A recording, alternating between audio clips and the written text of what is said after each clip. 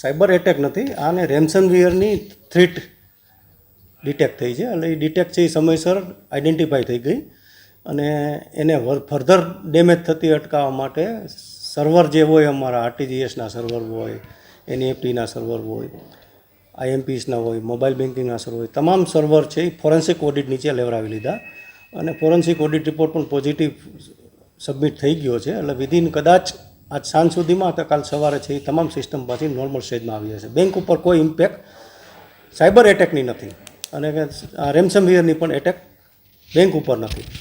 અટકાવી નથી દીધા, સર્વિસીસ બ્લોક કરી છે. પ્રિકોશનના ભાગરૂપે સર્વિસીસ બ્લોક કરેલી છે. ના, આ પ્લેટફોર્મ નીચે બધી બેન્કો ન હોય.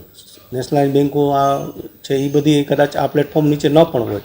આ તો કોઓપરેટિવ બેન્કો જે હોય કે જે અમે એએસપી સર્વિસ પ્રોવાઈડર સાથે સર્વિસીસ લેતા હોય, ત્યાં જે સર્વર અમારા ઇન્સ્ટોલ કરેલા હોય, હોસ્ટિંગ કરેલા હોય, આ ત્યાંની આ વાત છે. એટલે એમાં એપ્રોક્સિમેટલી 152 બેન્કો અત્યારે ઇમ્પેક્ટેડ છે.